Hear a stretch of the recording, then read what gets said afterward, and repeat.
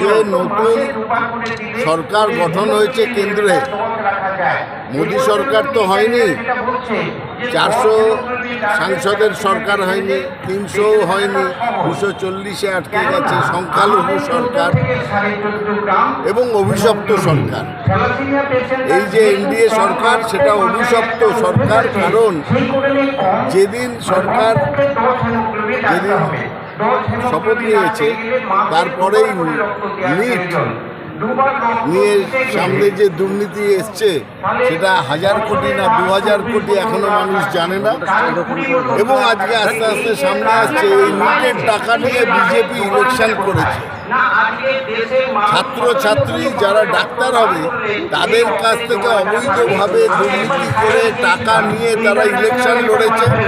সুতরাং সেই ইলেকশনে লড়ার যে সরকার এসছে, নরবরে সরকার, সেটা যে অভিশপ্ত সরকার সে নিয়ে কারুর মনে সন্দেহ নেই। তাই জন্য নিট, তারপরে নেট, অন্যদিকে ট্রেন দুর্ঘটনা। এই মোদী সরকার কতদিন টিকবে এ নিয়ে সাধারণ মানুষের মনেই প্রশ্ন আছে এবং তারা চাইছে একটা পরিবর্তন। সেটা তো ভোটের মাধ্যমে প্রকাশ করেছেন এবং পরপর যে সব ঘটনা সামনে এসছে, দুর্নীতি এবং অব্যবস্থা, তার মধ্যে দিয়েই প্রকাশিত যে এই সরকারের আর নেই দরকার। মোদী সরকার গঠন হওয়ার সঙ্গে সঙ্গেই তার পতনের দরকার। এইটা সার্বিকভাবে প্রতিষ্ঠিত। আজকে আরেকটা বিষয়, শুভেন্দু অধিকারী অপোজিশন লিডার, এটা হচ্ছে নাটক করছেন, এটা নাটক করছেন শুভেন্দু অধিকারী, কারণ তার আর কিছু করার নেই। তিনি নিজের দলের মধ্যে কোণঠাসা।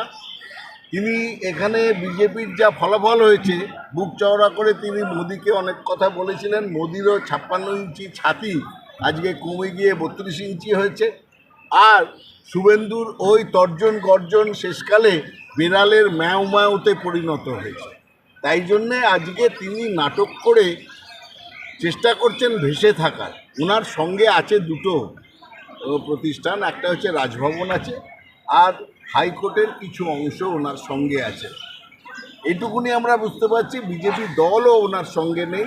যেভাবে আরএসএস আমরা জানতে পারছি তাকে নির্দেশ দিয়েছে যে বিধানসভার বাইরে আর দলের কোনো কাজে নাক গলাবে না, তারপরেও উনি যেভাবে কাজ করছেন সেটা শুধু নিজেকে ভাসিয়ে রাখা, প্রাসঙ্গিক রাখা এবং কোনোভাবে বাংলার যেন কুৎসা করা যায়, বাংলাকে অপমান করা যায়, সেই রাজনীতিতে তিনি ব্যস্ত আছেন। আর সেইটাই মানুষ পছন্দ করছে না। শুভেন্দুবাবুর ভালো হবে তিনি যদি নতুন করে বাংলামুখী রাজনীতি শুরু করেন, বাংলা বিরোধী রাজনীতি বন্ধ করেন, তাহলে হয়তো তার ভবিষ্যতে কিছু আশা আছে। নয়তো আমি চোখের সামনে দেখতে পাচ্ছি কিছুদিন পরে প্রাক্তন বিধায়ক হয়ে যাবেন এই শুভেন্দু অধিকারী। মানে যিনি প্রাক্তন বিধায়িকা বলেন মুখ্যমন্ত্রী মমতা বন্দ্যোপাধ্যায়, আপনি অনেক সিনিয়র লিডার জয়প্রকাশ দা, আপনি তাহলে গঙ্গার পাড়ে বসতে বলছেন? না, গঙ্গার পাড়ে নয়। উনি যেসব কথা বলেন তার কোনো যৌক্তিকতা নেই। বারবার তর্জন গর্জন করে, অনেক ডেট দিয়েছেন, ডেট পে ডেট, তারিখ পে তারিখ, তারিখ পে তারিখ, এই তারিখে এই করব, হ্যান কারেঙ্গা ত্যান কারেঙ্গা, আমি সরকার সরিয়ে দেব, মমতা বন্দ্যোপাধ্যায় প্রাক্তন হয়ে যাবেন, এসব বলেছেন। সবই দেখা গেছে। 2024-এর নির্বাচনের ফলাফল বেরোনোর পরে 4 তারিখের পরে শুভেন্দু অধিকারীর অন্তত 4 মাস মুখ বন্ধ করে বসে থাকাই শ্রেয় ছিল। মানুষ তাতে বুঝতে পারত যে এই লোকটা ঠিকঠাক কাজ করছে। কিন্তু উনি যে রাস্তায় গেছেন, যেভাবে তিনি আবার বাংলাকে হেয় করার চেষ্টা করছেন, কুৎসা করছেন, তাতে বাংলার মানুষ তাকে ভালোভাবে নিচ্ছে না। উনি বুঝতে পারছেন না ওনার রাস্তা নেই, উনি বাঘের পিঠে চড়ে বসেছেন, এখন নামতে পারছেন না। এবং কেন্দ্রের বিজেপিও পছন্দ করছে না, আরএসএসও পছন্দ করছেন না। ওদিকে দিলীপ ঘোষ বলছেন শুভেন্দু হাতে কাঠি নিয়ে ঘুরে বেড়ায়, সকলকে কাঠি করে।